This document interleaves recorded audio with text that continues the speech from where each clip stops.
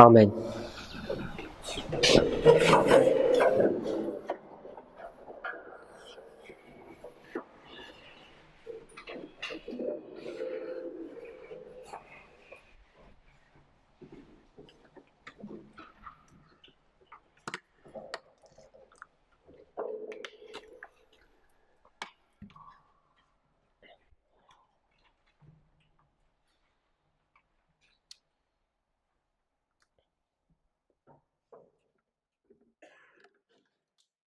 If you can turn to Daniel 11, verse 24.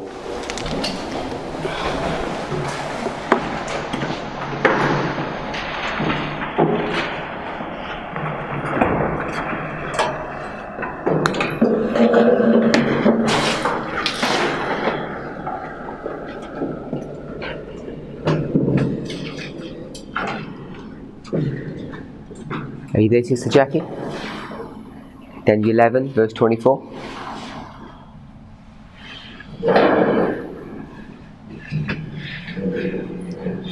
Yes? Are you there at Daniel 11:24? Okay.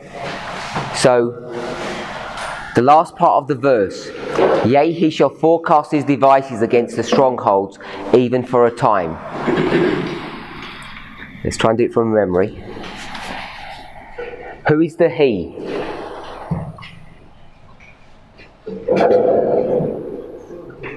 I can't hear you. King of the North. So this is the King of the North. And who actually is the King of the North in real life? In this verse. Which one? So this is pagan Rome. Pagan Rome, tell me what he's going to do. When it says, yea, he. Yea, and pagan Rome, tell me what the rest of the verse says.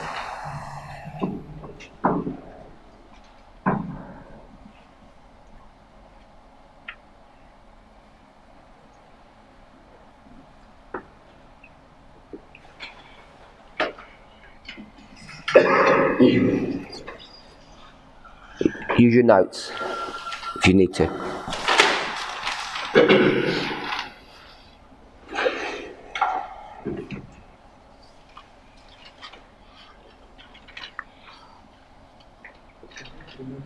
Can't hear you? Can you remember why we even went there?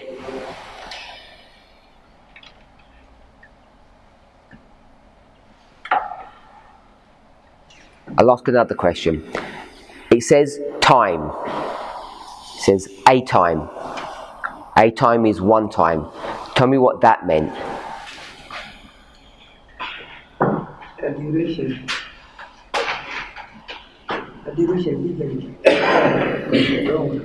Which is 360. A duration, and I've got 360. I didn't hear the rest. People were coughing. Or 1 year. Time is 1 year. And you change that into? 360 days. Which is? Yes. So 360 years. What's he going to do for 360 years? Rain. He's going to reign. What's the start date and end date? If you can't remember the date, what's the start event?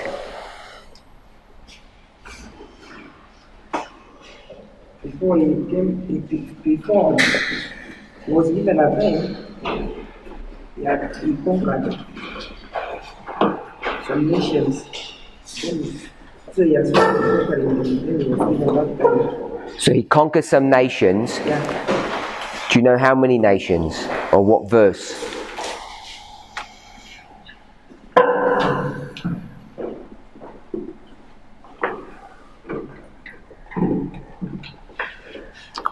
But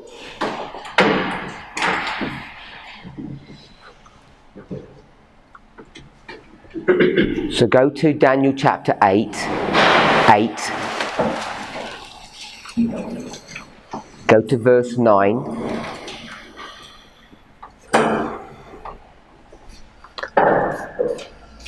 So in Daniel 8:9,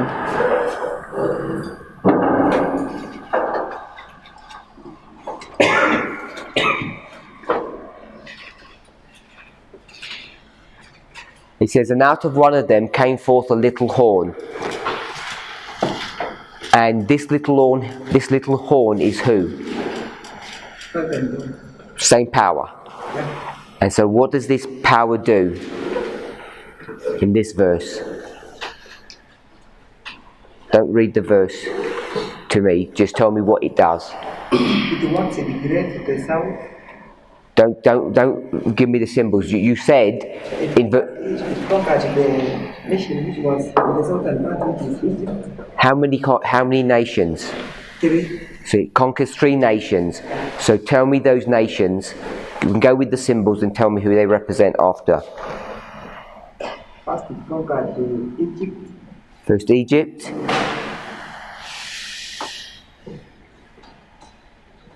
And the glorious land and Syria. So Egypt, the glorious land, and Syria. And it says in the verse, the south, the east, and the pleasant land, or the glorious land.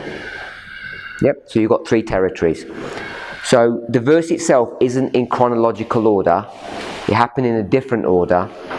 So the first one was Syria, the second was glorious land, and the last one was Egypt. So let's go back to Daniel 11:24. So you said he's going to forecast, he's going to do his thing for a time, 360 years. And I said, when is it going to begin?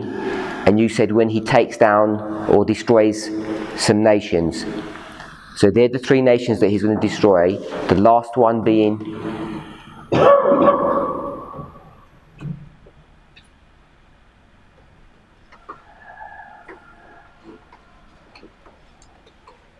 You gave me 3. You said Egypt, Syria, and the glorious land. Which was the last one?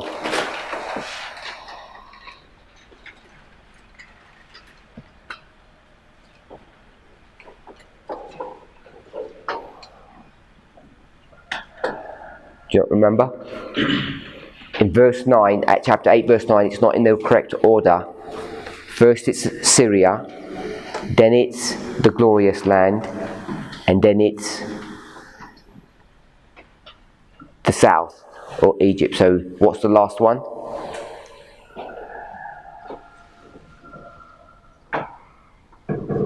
Egypt? Yeah. Egypt is the last one. Are you okay with that?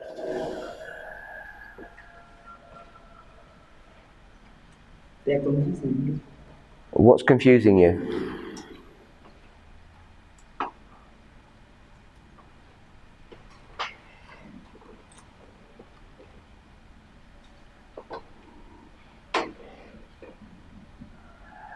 Tell me which bit's confusing so I can help. Between Syria and Egypt, it was the last to be conquered. Okay? So, we'll do the dates. Syria, glorious land, and Egypt. Syria is which nation? We'll say the king of the north.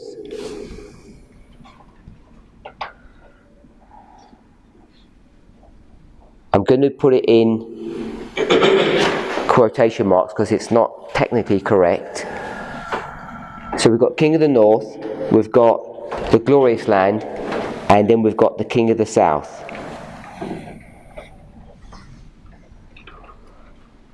So Brother Paul, give us the dates. 65, 63, 31. So 65 BC, 63 BC, and 31 BC. Is that okay? So then it says a time. So where's the time going to begin from? From that one.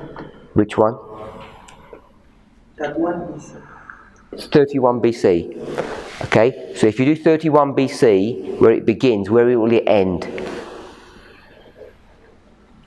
Can you do that maths?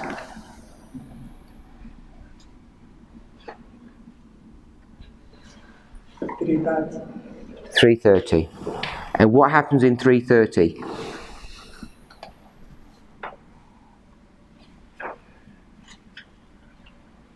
Who's the king in 3:30 of pagan Rome?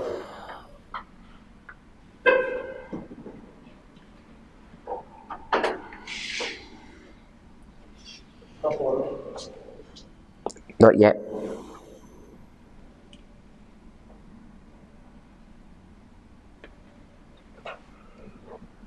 My brother, who's the emperor or the king of pagan Rome? Constantine. So this is Constantine. We know Constantine. What's Constantine famous for? Besides 3:30.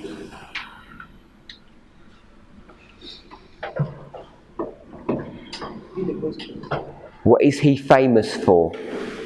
Besides the event of 3:30, he's famous for something else. Do you know which year? 3:21. So 321 and 3:30 are connected together. So what is he doing 3:30?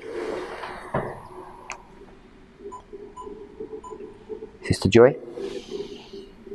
What he's doing through that, he moves the capital from Rome to Constantinople. So he moves the capital from Rome to Constantinople.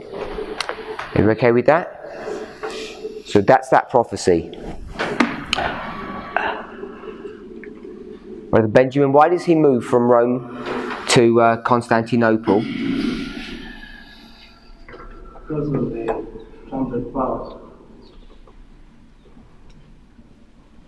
Because of the trumpet powers. What about them?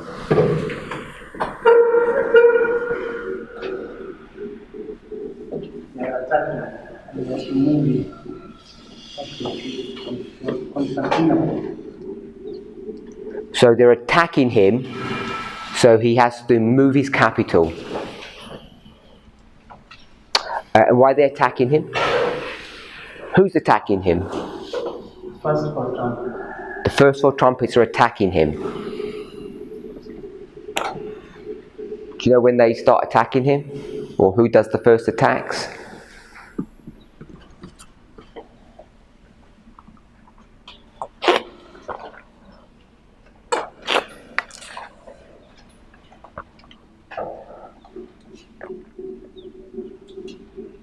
Around 8395. Can't hear you? Around 8395. 395 you said? The first one. I didn't hear what you said, I'm just clarifying. Did you say the first one was 395? And this is 330?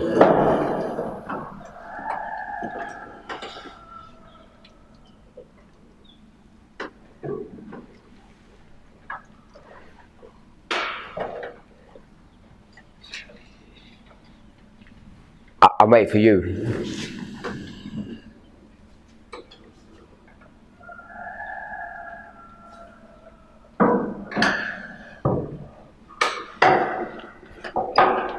I'll wait until you tell me what to do. I asked you why he moved, and you said the trumpet powers. I said he moves in 330. When did the trumpets begin to hurt him? And you said 365.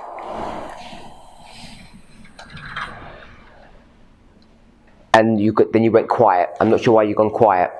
Let me guess. So you've gone quiet because you said 395.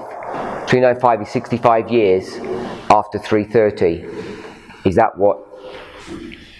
I'm thinking then that is the reason. Okay, so just tell me what you're thinking so I know. So it's not the trumpet power. Yes, you got to say yes or no. The camera doesn't pick up facial expressions. Yeah. Okay, sorry. We've got to be. People are watching the video, so we've got to speak because they don't know when you just like nod your head. They don't know what's going on. I would argue that We shouldn't argue. We should apologise. We should apologise for what we're doing. there was pressure from there are those who were against the Catholic faith. So Constantine is going to to move the capital from Rome to Constantinople and to give the bishop of Rome the seat as the ruler of the Roman city. So it is the pressure from whom? I don't know whether I will call them the trumpet power because they also had the same answer, but there was that pressure from the Mohammed or the trumpet power. Which ones?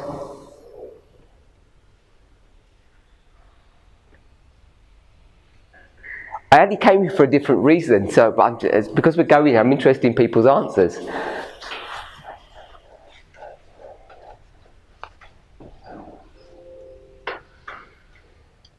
The 10 divisions of Rome, the 10 kingdoms that Rome was divided, they were against it. They were against it. Okay.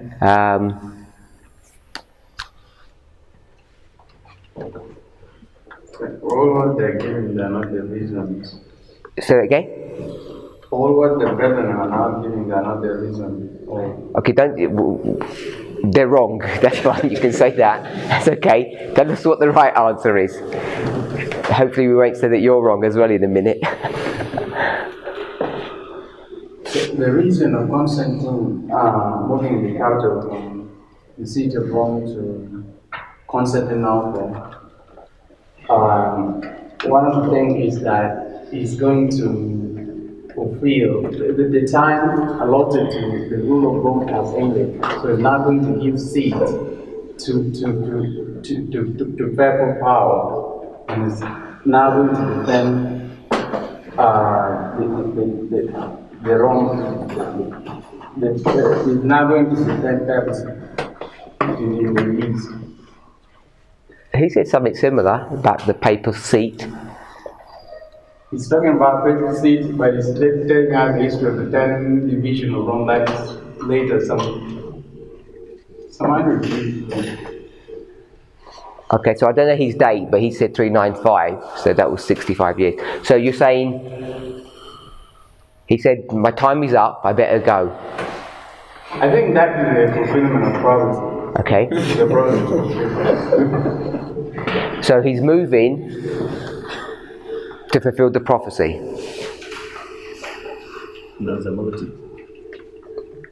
I'm just summarising what you said. Yeah, the prophecy is stating that at the end of his time, he's going to. Yeah, so he's moving to fulfill prophecy.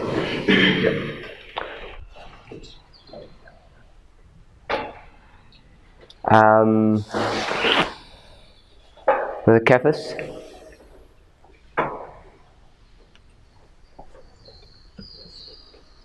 Why does he move? From Rome to Constantinople.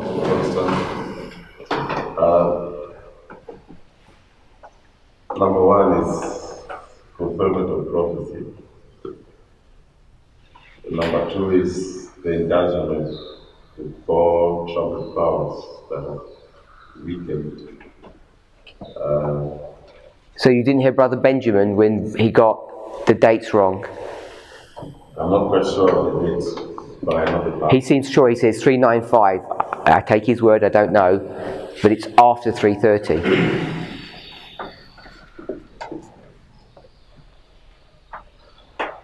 395. No, the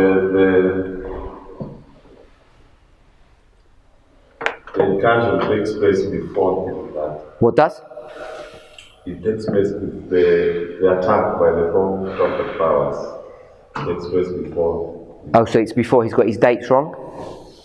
If the date he gave was before. He gave the date 395. He gave 395.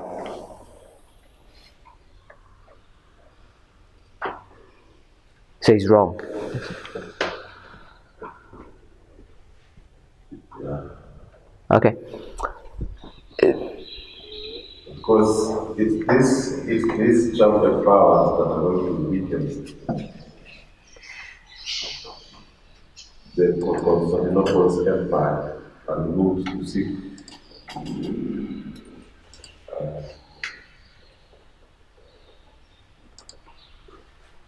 don't know how to use the word retreat. Or Okay, I'm getting that. I get what you're saying. So, anybody know the date The date for the line. for these trumpet powers? 395 is the first one. Everyone's saying 395, which is after,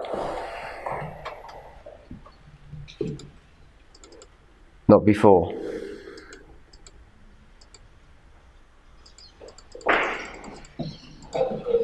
Okay,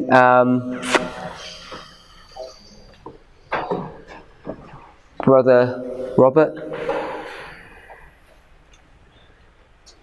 Oh, not yet. Go ahead. Yeah? is it 395 BC or Sorry? 395 BC? We're in AD. It starts in 31 BC. That's the Battle of Actium. And then if you go 360 years into the future, it's 330 AD, because the Sunday law is 321 AD. So we're in AD, and they're saying that the battle is, so the first trumpet begins 395.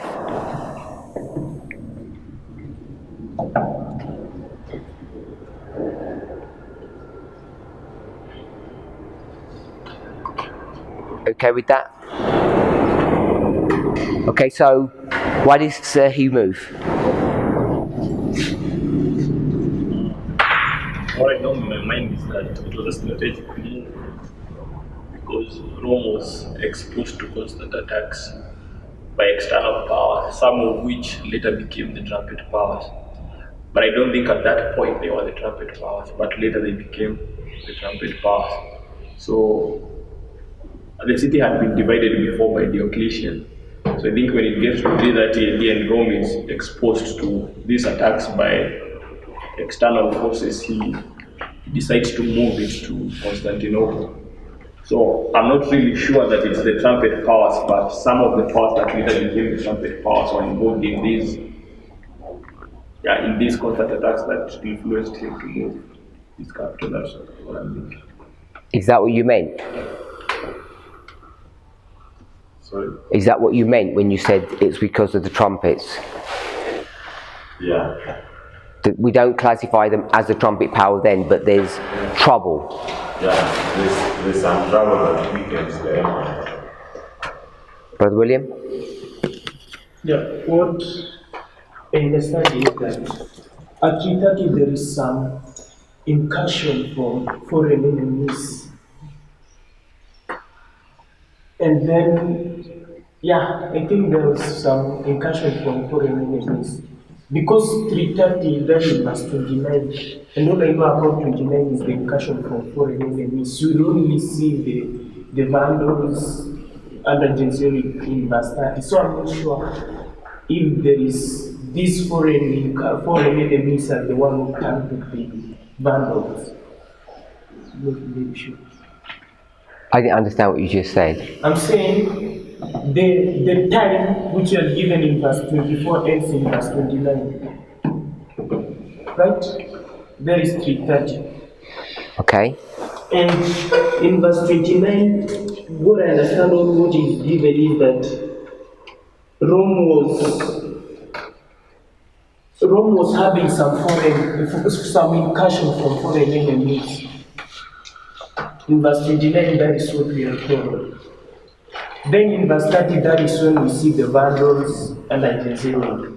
So verse 29, what I understand is that there is incursion from foreign enemies. I'm not sure who specifically. So you're saying verse 29 is verse 24? So what you just said? Yeah, the time I pointed is the end of the 360. Okay? And that's to do with some incursion of enemies. Yeah. And you're saying that's which powers? I don't know who the foreign enemies are. Okay. Anyone else? Brother Rogers? Okay. What I think is that It's almost similar to what Robert said, is that by this time there is trouble in the Roman Empire, not necessarily by the trumpet power, but by some barbaric nations. So Constantine is going to make a decision to move his capital from Rome to Constantinople, which he thought to be strategic to strengthen the kingdom. Once he divides it into two, one side in Rome, one side in Constantinople, he thought it would be very strong to suppress these constant attacks by Bavarian tribes.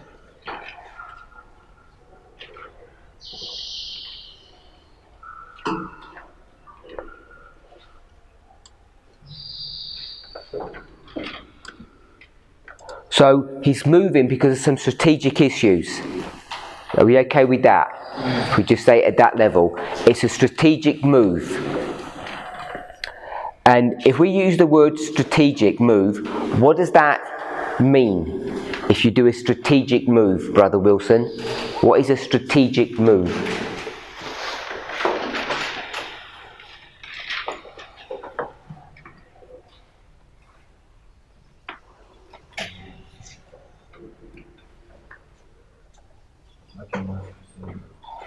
So I can't hear you.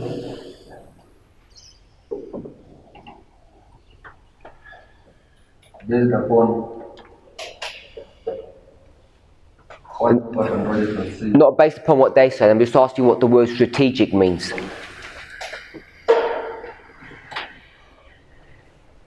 You don't have a dictionary?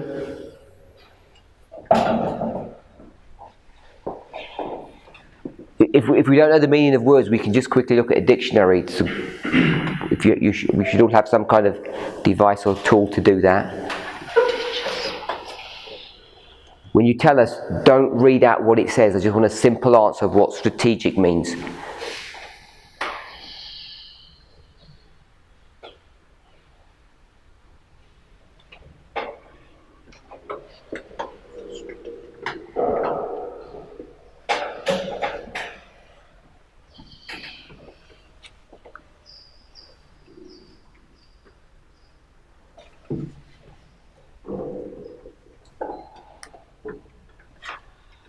So if you do it on your phones, you can get an app, or it's on the Ellen White app. On your laptops, you can either go to Office and do it, or if you've got the Ellen White CD-ROM, it's there. Have you found?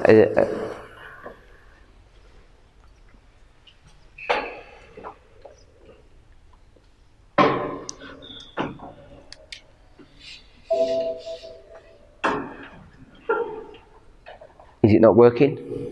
That is not in the dictionary. What's the problem? The word is not in the dictionary. Okay, so we look for the word strategy. Sister Emma?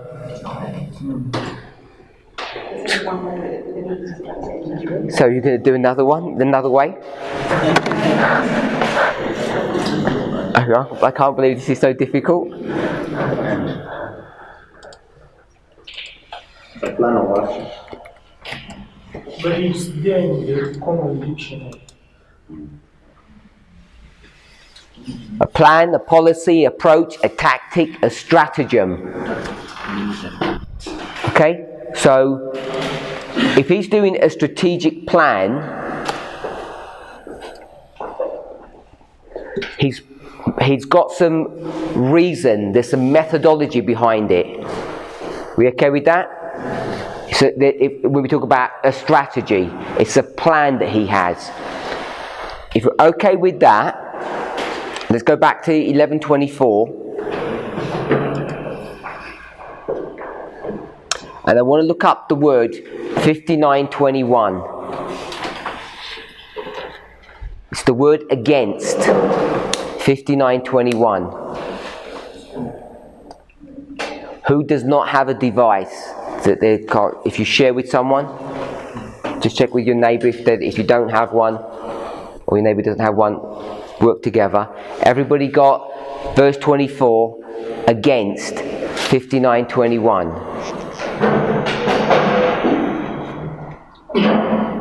Everybody there?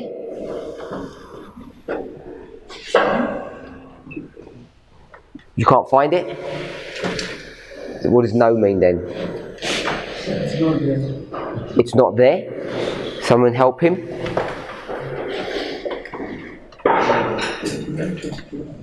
It's 50. I'm sure I got the number right. Maybe I didn't. Yep. 5921. You found it?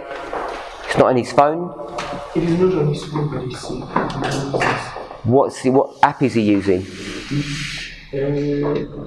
My Sword? He's using Paper Sword. Not My Sword. I think it's my sword. It's my sword.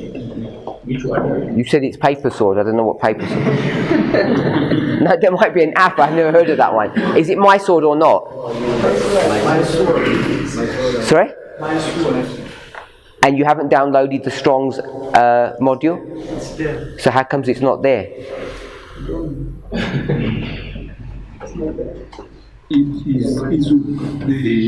It's not on the app. Which one are you looking for? 5921. Let me check. I don't like using the phone. That's why I.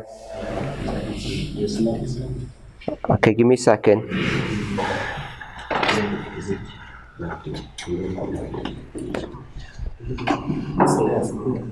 Check from the dictionary.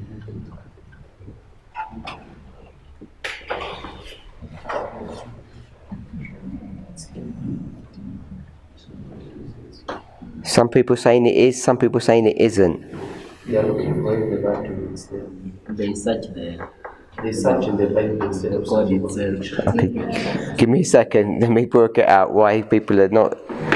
It's not there. Okay, so in My Sword, it's not there for some reason. Even ours. Sorry? Even in the laptop, it's not there. Even ours. What laptop are you using? What's software? E-Sword? Which one are we looking for in 1124? 1124? Against has no Hebrew equivalent. But it is not there. But it is there in this one. What program are you using? Strong's. What program? Bible. Power Bible. It's not very powerful. Sorry, this is. I don't know. In my one, it's here. Sorry? I can't hear you. I'm saying Paul also has it. You're using which one? Yeah, Paul's using the same program that I am. What program are you using? No, what program? Power Bible. On your computer? This one is the On your computer, what are you using? Or you don't have it? Power Bible. Okay. No, look. Okay. This one.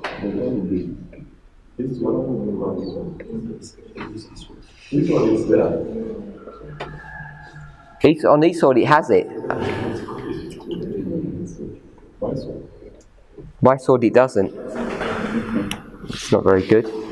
Similar to 5922. The same one as 5922 is it's now. 5922. Where was 5922? When you start from the dictionary at 5921, and you take it to page 5922, because it says that it's corresponding to 5922, and it's the word against. Okay, but that doesn't help in all these other programs. You can't locate it that way, can you? Can I? What you read? What have you seen? So you've just. What program is that? So you have just searched. So you just went to the Hebrew word. It's searching the code itself. Yeah. But it doesn't tag it back to 1124. Okay. So I don't know why my sword on the computer on this thing, it doesn't pick up every single word. It's not a comprehensive dictionary. Okay, so how many people have got laptops? Only about 2. Only 2 of us have got laptops. 3 of us that actually work with has got it on it. Power Bible doesn't have it. Okay. Okay, so I was going to make a point, but I won't make the point because 90% of the class doesn't have the right software to do that. Because I wanted to discuss about how someone was asking about lexicons and how they work. I wanted to use this as an example, but it's not going to work because 90% of you don't even have the ability to check anyway. Okay, so we'll leave that. Sorry, I've wasted 10 minutes, 20 minutes of your time.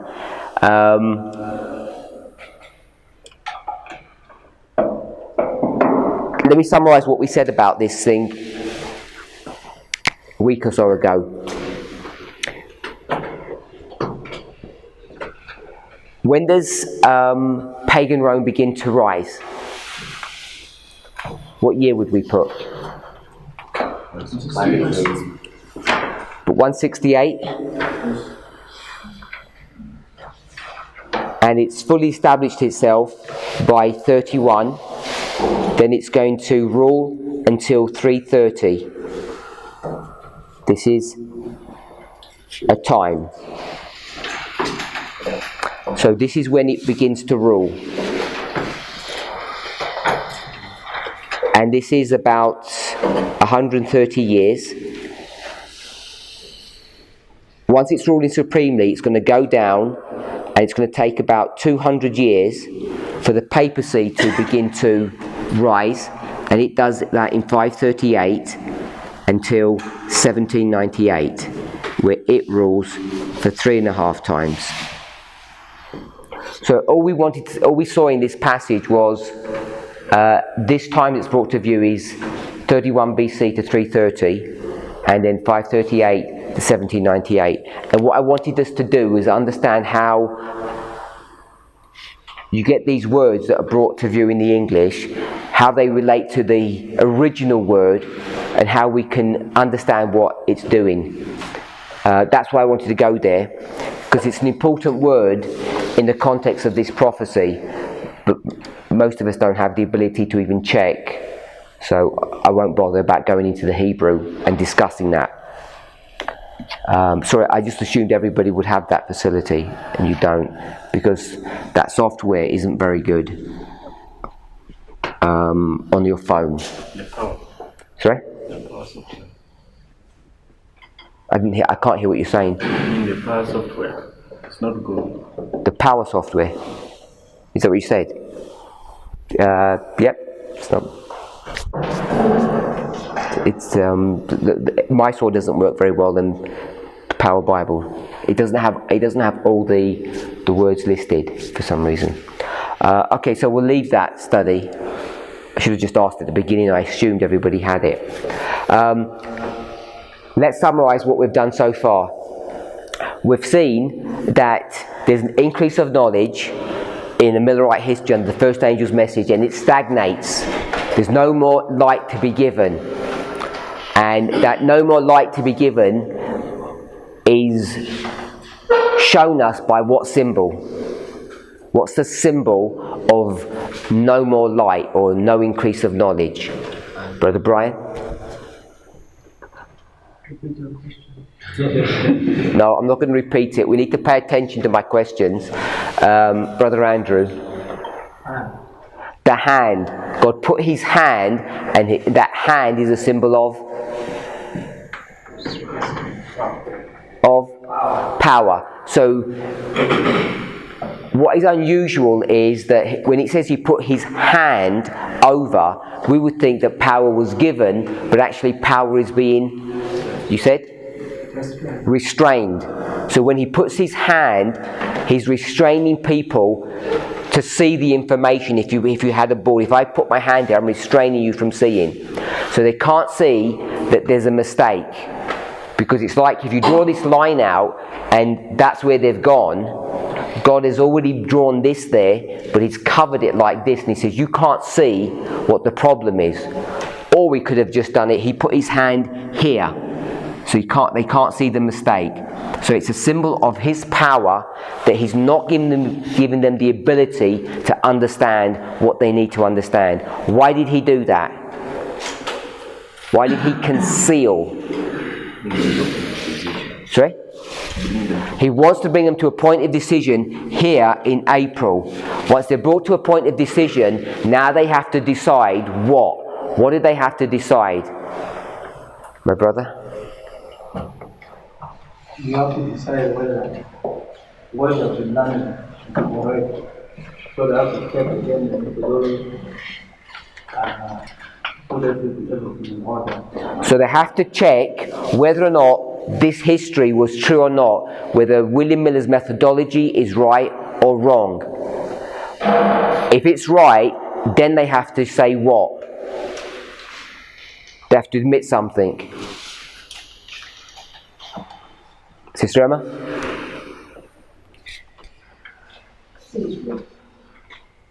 It's true, but they have to admit something.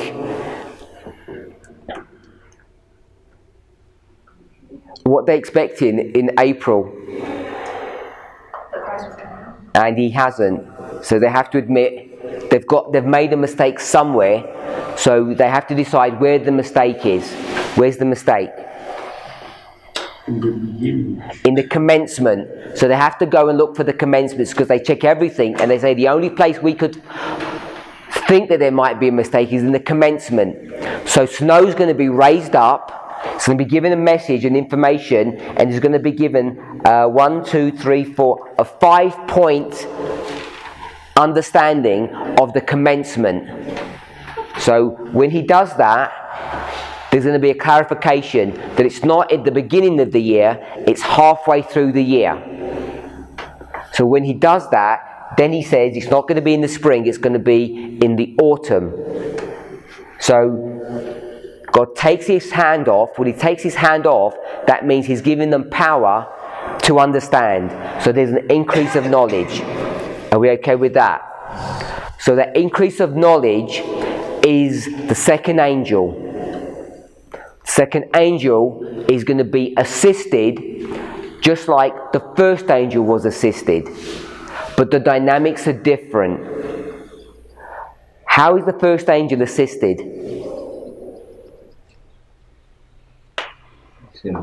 Sorry? So that's where it gets funny, because we're going to end up saying the first angel assisted by the same angel. So everybody understand that? That's 1840. So the first angel is going to be assisted by a prophecy from Revelation chapter 9. So it's Revelation chapter 9 that's going to assist the first angel. So the first angel is going to get assisted. The second angel is going to get assisted. The second angel gets assisted by these angels that come down at the midnight cry. We call it the midnight cry. And when they come, they have exactly the same effect as Revelation 9 does. What does Revelation 9 do for you? Brother Robert, what does Revelation 9 do for you? You, the Millerite. Using 1840. Okay, so you got 1840. What does it do for me before 1840? No, it's come. What is it doing for you? What is its purpose? It has a characteristic about it. It has time. Okay, but we had time at the beginning. I'm not understanding the question. What characteristic does 1840 have? This is the empowerment of the first angel. It has a particular characteristic about it.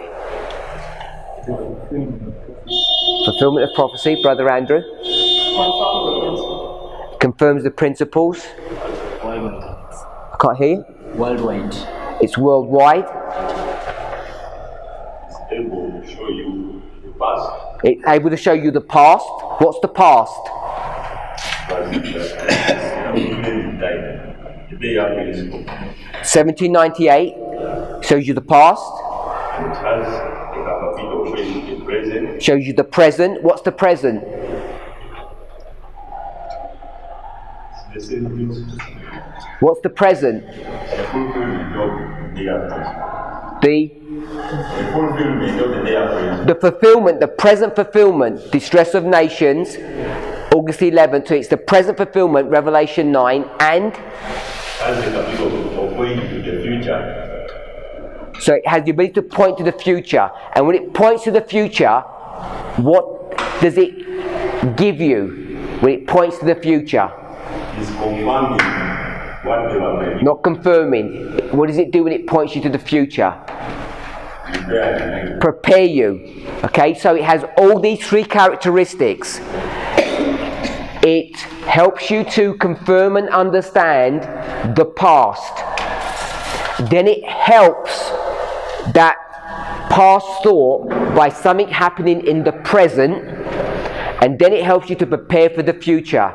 It has those three characteristics. Are we okay with that? That's here.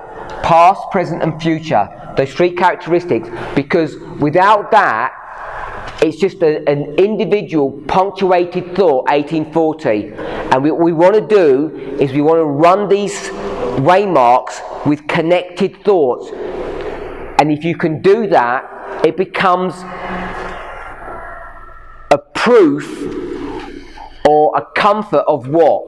What does it help you to do when you can run a thought through these waymarks?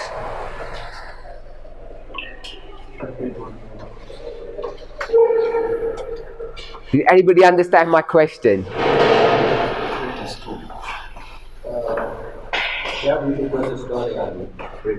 They help you to create a story. So once you have these waymarks, which you can get a common thought through, or a structure or a pattern, then you have a thread that you can run through, and it helps to give veracity to what you're teaching or what you're proposing. Otherwise, 1798 and 1840, they're not connected. One of them is France and Rome, and the other one is Egypt and Turkey. What has Egypt and Turkey got to do with France and Rome? On the surface, nothing. So you have to create a story to bring those two concepts together. And not only that, then you have to bring another concept, that how that's going to help you about the future. So we do that normally pretty well for 1798, 1814, 1843, but I think sometimes we don't think about it with this connected thought. And that's what the power of the cry is, or the empowerment of the message. It's not just, it goes worldwide. It's a bit more involved than that. Hopefully we've seen that. We didn't guess that. We didn't make it up. It's right there in Spirit of Prophecy. I want us to see that. Yes? So then we go to August, or the summer of 44, the Midnight Cry. And we read, that's why we know it's true, because we didn't read that about 1840. 1840, we used logic to go back and see, did it have the same characteristics? We actually saw it for this one. And where did we read this, where it says understand, help, prepare? What are we reading? What SOP quote? Did you say early writings? Page?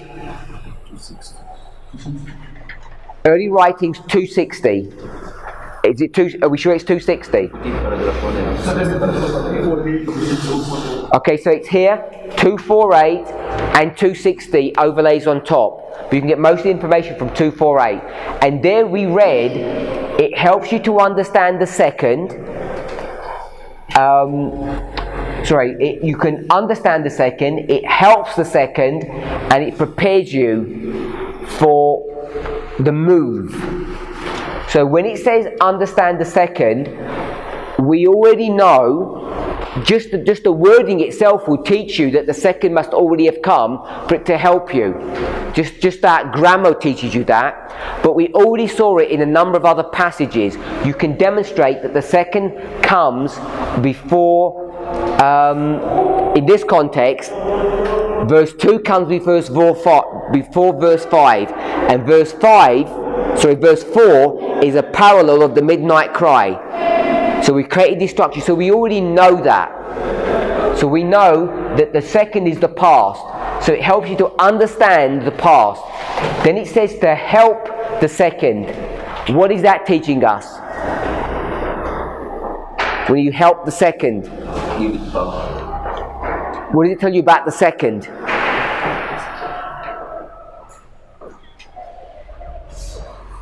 The second is already, or it's still there. The second didn't stop speaking. We read that in the Advent Movement Illustrated here from 240 onwards. It says it came here, we've got it here, the second angel and the angels. So the second angel continues to run through history, it never stops. So that's present. And then it says prepare you to understand what's going to happen in the future where Christ is going to make the move in heaven. 260 clarifies what the move is. It's not the move from heaven to earth, it's from the holy to the most holy. So I think it's important for us to understand, if you have never seen this before, that when we talk about the empowerment of the message, it has some unique characteristics about it. I don't know if anybody saw some of the classes in Arkansas recently, this fall, this autumn, but this subject got brought up then. And when it got brought up, it was the same conclusion, but it wasn't brought up in this way, with this fixed concept, this fixed idea. Does anybody know what I'm talking about? Did anybody see those classes? I think they were, I can't remember if they were prayer meetings or not. And that was found from a Spirit of Prophecy quote. It was found from a short series, which was, What is a Prophet? So if you have an opportunity, you can go watch back those classes. There was, I think it was about 6 or 7 classes, maybe a bit more, on what is a prophet. And it began in great controversy, chapter 19, I think, which is where Brother Kuto took us the other day, when it says no truth is more clearly presented in the scriptures than God, through His Holy Spirit, raises up people to do a work for Him. It's that concept. And then we started discussing prophets. We went to education 46 or 36? 46. We brought that passage in, and we brought some other passages as well. I think I'll pull up the article, not now, I'll do it in the next class hopefully. I think it's called The Present Truth or something like that. And in that passage, you see exactly the same principle. Exactly the same principle. But she expresses it in a different way. And the reason why I'm bringing that up is because it was understood that as a movement, at that trimester, we were walking through, I think it talks about you walking over the ground. I'll say it this way. We're walking in a history where things are being fulfilled. And it had the characteristics of, when you're in this history and we're fulfilling history now, you could see in the past and you could see into the future. And the language is about reflection. So I don't know if people would watch that class. Some people are nodding. I don't know if you're nodding because you remember their class. Yeah? So some people are familiar with that. I'll read the passage to you if I can find it. And that was used to show that something special was happening. So hold that thought. Sister Tess does her presentations, and then someone says, in that class, not like shouts out, but they say this message that she's giving is the midnight cry message. So we've got the midnight cry message, and we realise that something special is happening at that trimester. So if you put those two thoughts together, the inference is, it's not the fact, the inference is that we're walking through the midnight cry message because we can see characteristics of the past and the future being highlighted. Does everybody see that connection? It wasn't firmly done then.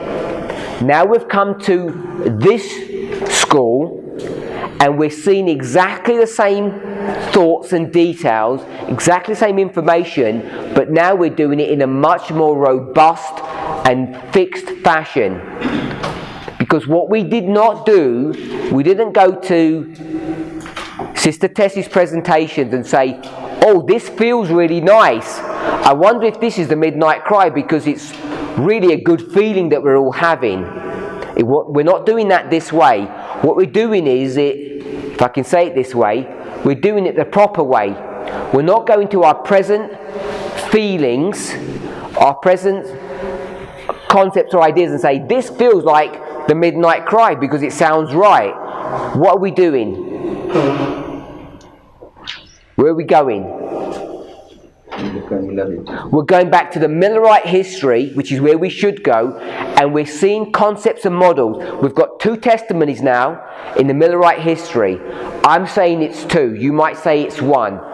The reason why I'm saying it's 2 is because the first testimony is the summer of 44, and it stands on its own feet. It's not reliant upon anything else. Does that make sense? If you've seen classes I've done in the past, you'll know that I've made the point people are abusing or misusing the rule of upon the testimony of 2 a thing is established. And the way I explain it is this. We're in a Bible verse and I want you to explain what the Bible verse means. I don't want you to go to another Bible verse to explain that Bible verse. Because people say that's proof texting. Let the Bible define itself. They pull up one of William Miller's rules. I'm saying, to me, you're not using the rules properly. You have to go to the verse and the verse will explain itself. The only reason the verses don't explain themselves is because of our lack of understanding, or, if I say it in a rude way, our laziness. So we have to get the verses to explain themselves. Then that verse becomes what? It serves what purpose? It's your first witness. Then you have to find the second witness to verify that. And I'm saying the second witness doesn't necessarily have to be as strong as the first. Because if it has the same characteristics, you can see or show that it is a second witness. But if you do it the other way round and your first witness is weak and you're going to try and find a second stronger witness to prove the first, what do you actually have? You only have one witness. It's a lame duck. It's not a proper use of that system. So here we've followed the rule properly, even though you may not have noticed. Let me put it that way. We've gone to a Spirit of Prophecy quote. We've understood it. If we had read that, who would have noticed what it was, what the implications was? Some would, some wouldn't. But together, we've looked at this because we've built these structures, and then we've seen you've got 3 waymarks. Not easy to see unless you come together as a group. I really think we should do group studies. Doing it by yourself, it's really hard to see things. So when we've done that, we've created a nice structure here.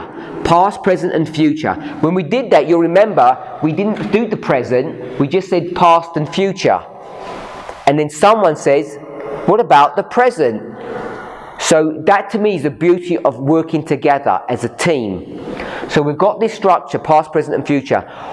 And we've created that straight out of Millerite history. First witness.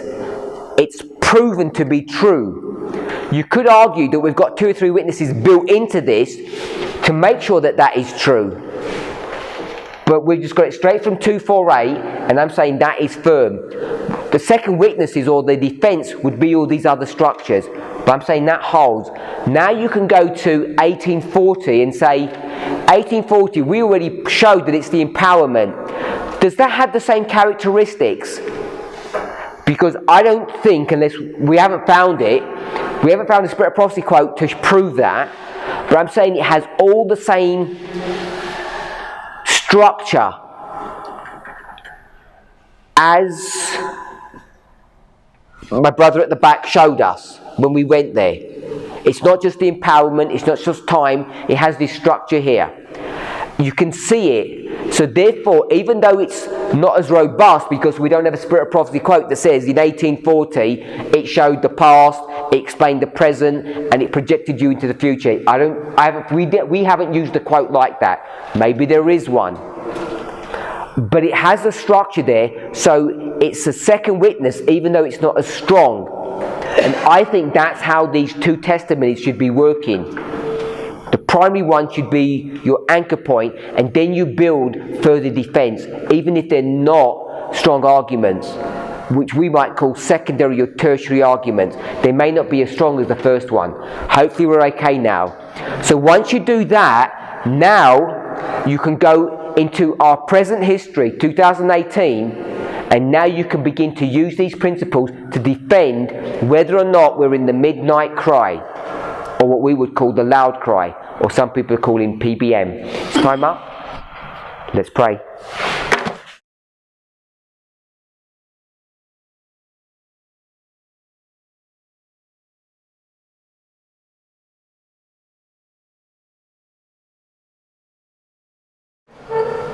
Heavenly Father, we give you praise and thanks for your goodness and mercy. Lord, help us to honour and glorify your name. We want to take hold upon you, Lord, and trust in you. Be with us, Father. Help us to have confidence that the way that you've led us in the past is the correct way. We're soon to come to a point of decision. We're in a time period that we're being prepared for that. Help us, Lord, to remain firm and true. We ask in Jesus' name. Amen.